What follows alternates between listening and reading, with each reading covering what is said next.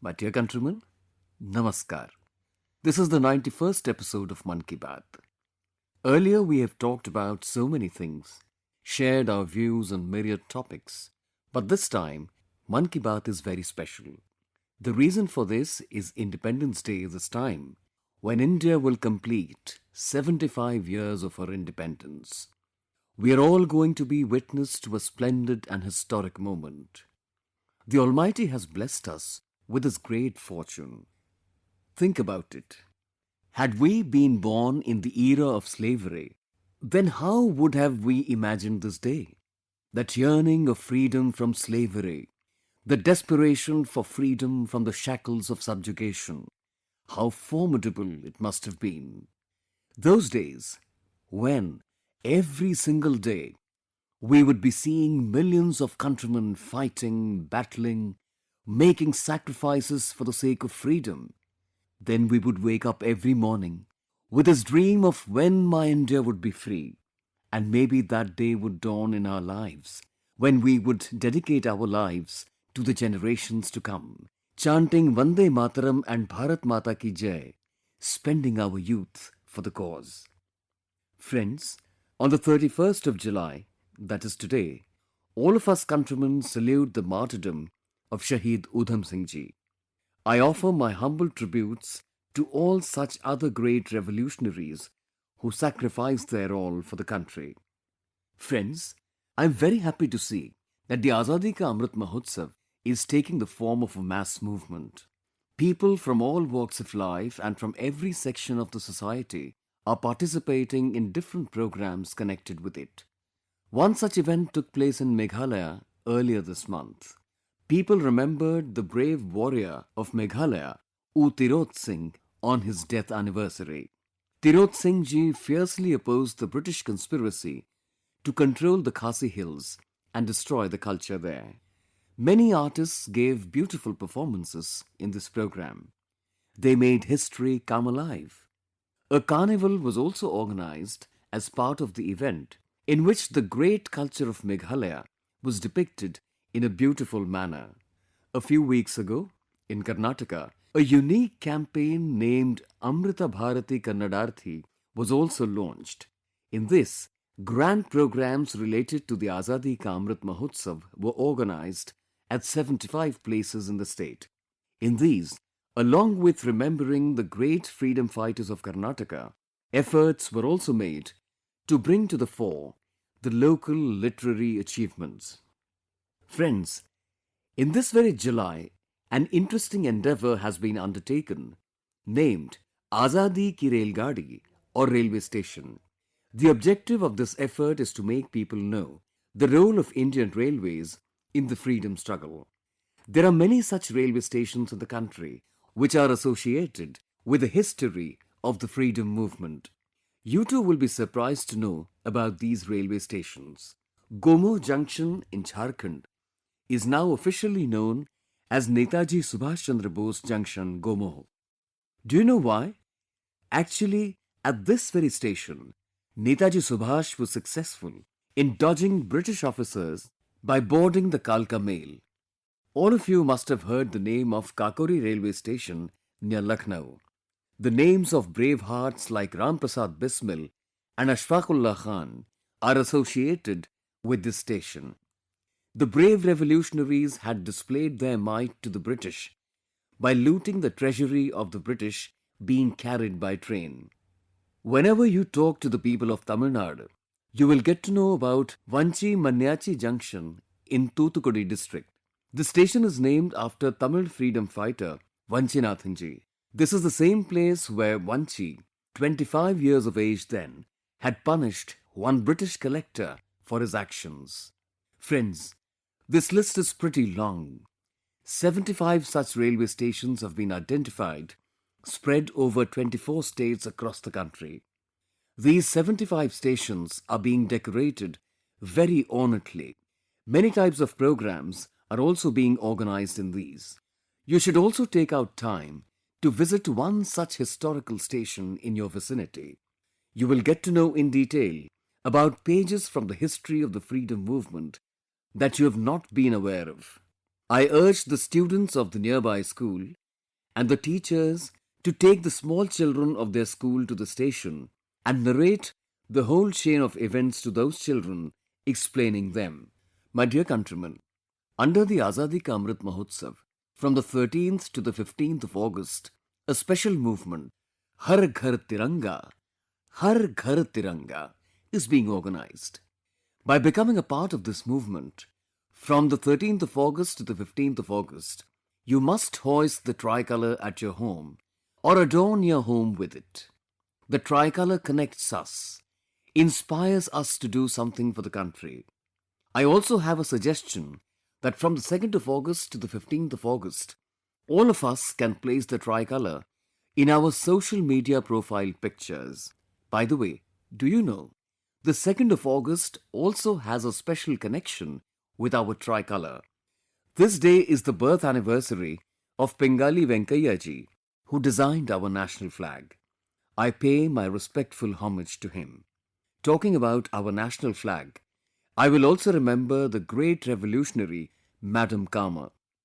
Her role in shaping the tricolour has been very important. Friends, the biggest message that emerges from all these events being organized in the Azadi Ka Amrit Mahotsav is that all of us countrymen should follow our duty with full devotion. Only then will we be able to fulfill the dream of those countless freedom fighters and to build the India of their dreams. That is why this Amrit Kal of our next 25 years is Kartavya Kal, a period of duty for every countryman. To liberate the country, our brave fighters had given us this responsibility, and we have to fulfill it fully. My dear countrymen, the fight of our countrymen against Corona is still on. The whole world is still struggling today. The increasing interest of people in holistic healthcare has helped everyone a lot in this. We all know how useful Indian traditional methods are in this.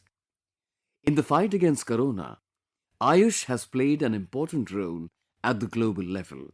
There is a growing interest in Ayurveda and Indian medicine around the world. This is one of the major reasons why Ayush exports have witnessed a record growth, and it is also a matter of joy that many new startups are also emerging in this sector. Recently, a global Ayush investment and innovation summit was held.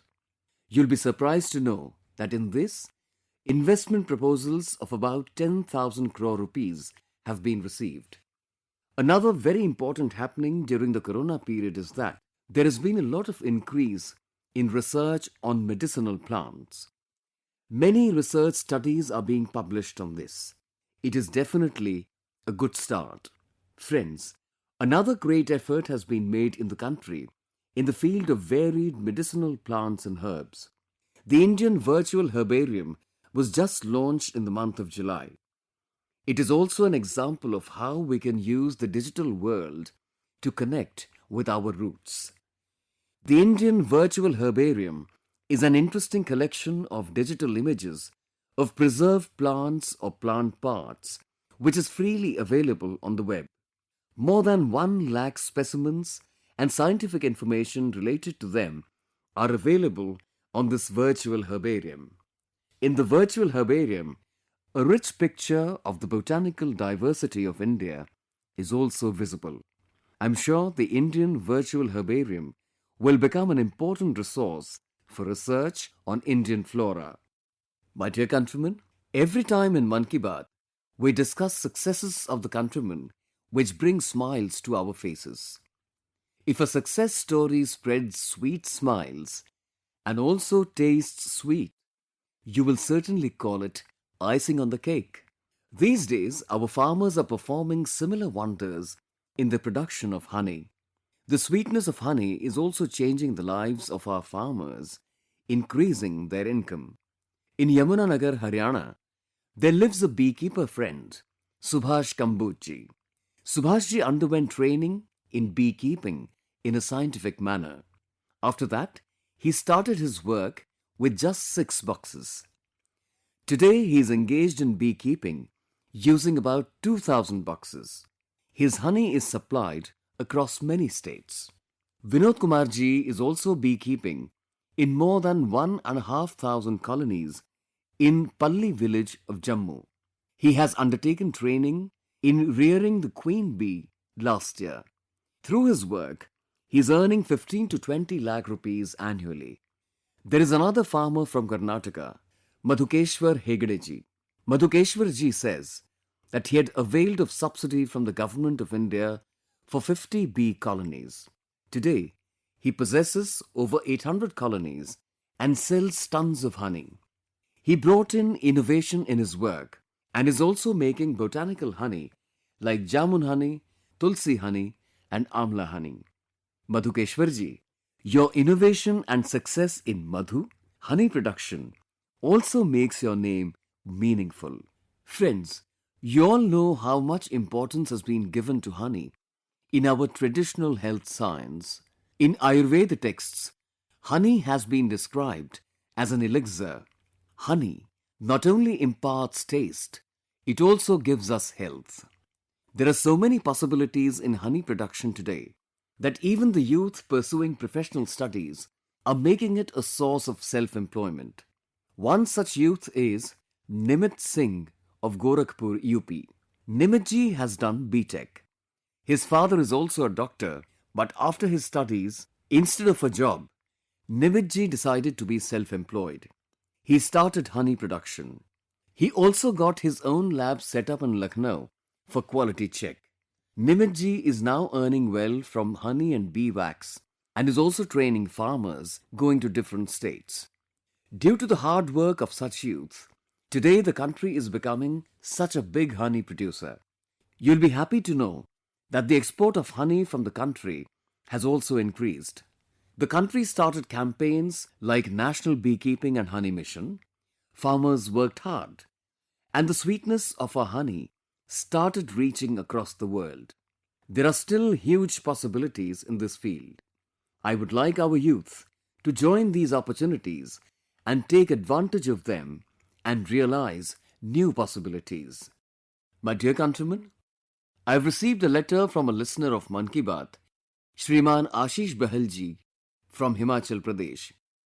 He has mentioned in his letter the Minjar Mela of Chamba. Actually, the inflorescence of the maize plant is called Minjar.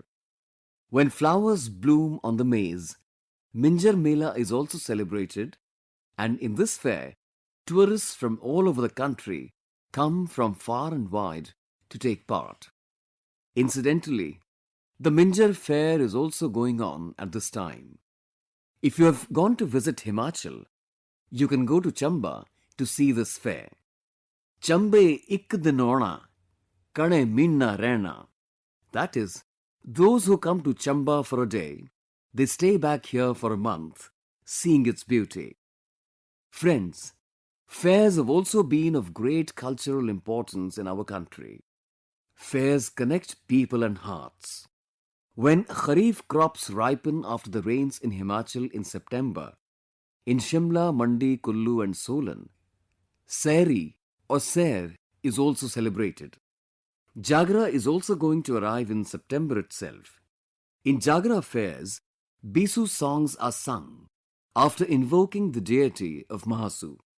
This awakening of Mahasu Devta takes place in Himachal at Shimla, Kannauр and Sirmaur, simultaneously in Uttarakhand. Friends, there are many traditional fairs of tribal societies in different states in our country. Some of these fairs are associated with tribal culture, while some are organized in connection with tribal history and heritage. For example, if you get a chance, you must visit the 4-day Samakka Saralamma Jatara fair in Medaram, Telangana.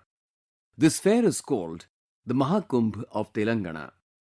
The Saralamma Jatra Mela is celebrated in honor of two tribal women heroes, Samakka and Saralamma. It is a big center of faith for the Koya tribal community, not only in Telangana, but also in Chhattisgarh, Maharashtra and Andhra Pradesh. The Maridamma fair in Andhra Pradesh is also a big fair connected with the beliefs of the tribal society. The Maridamma fair runs from Jyeshtamavasya to Ashadamavasya, and the tribal society here associates it with Shakti Upasana, worship. Here in Peddapuram, East Godavari, there is also a Maridamma temple.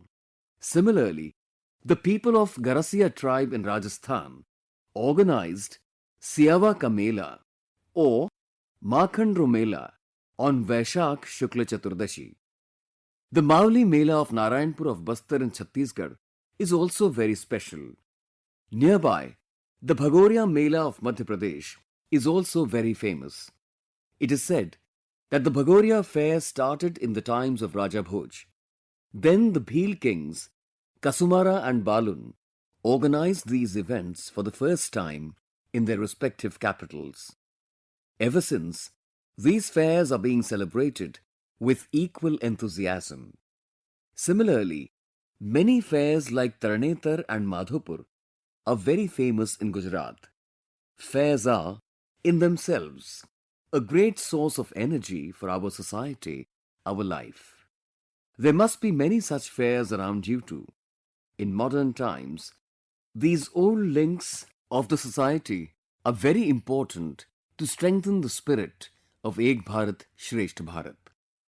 Our youth must join them, and whenever you go to such fairs, share the pictures on social media too.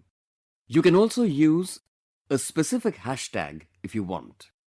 Through this, other people will also know about those fairs.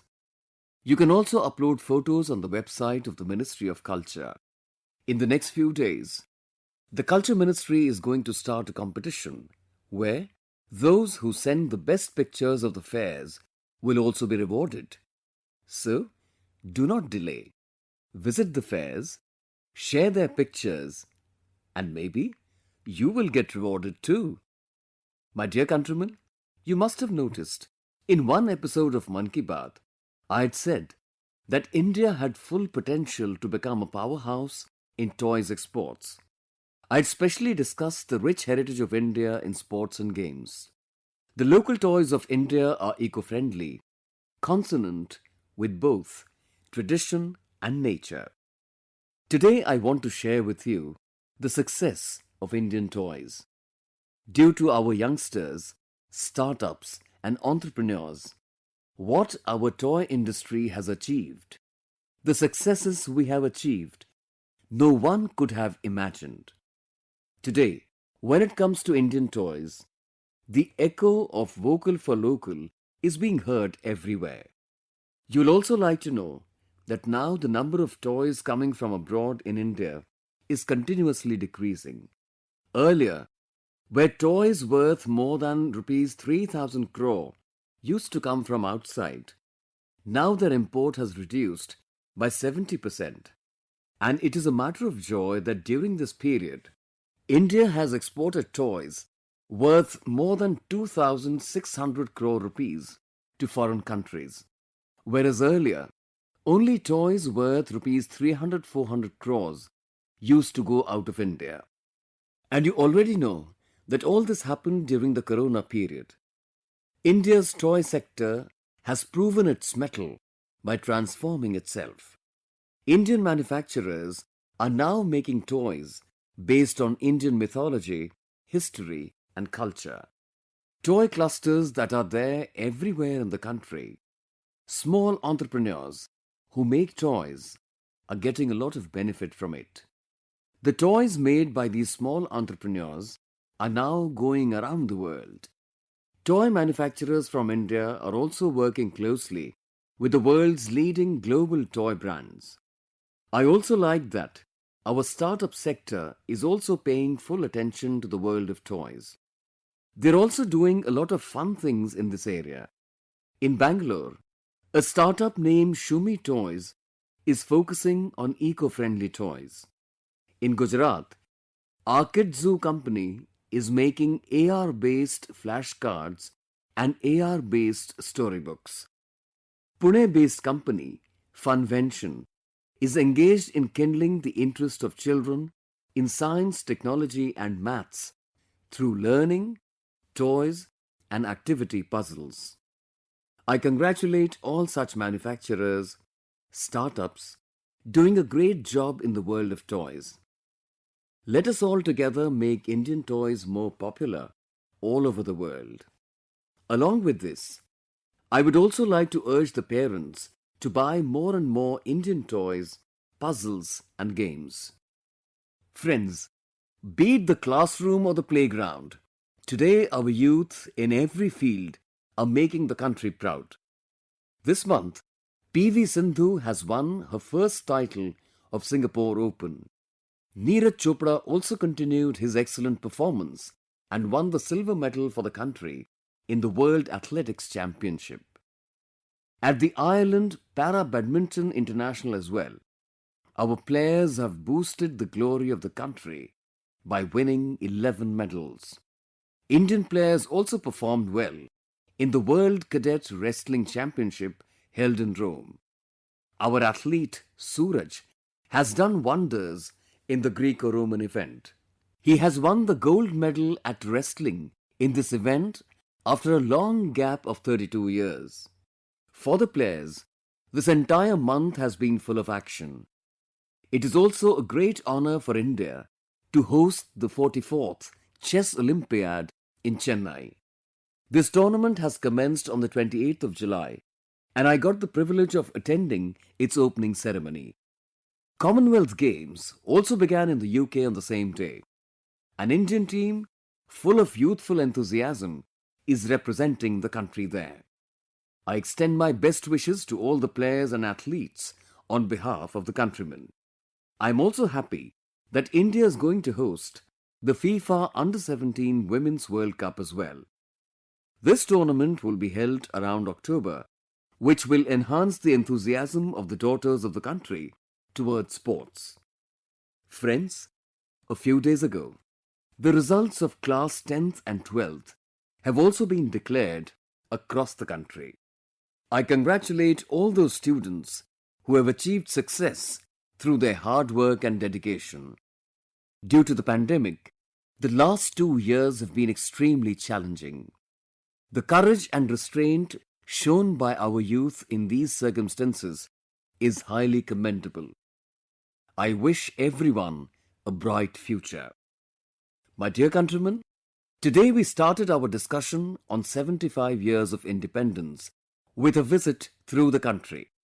The next time we meet, the journey of our next 25 years would have already begun.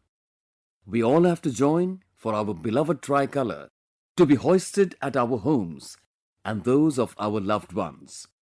Do share with me how you celebrated Independence Day, if you did anything special this time. Next time, we'll talk again about the different colours of our Amrit Parv. Till then, I take leave of you. Thank you very much.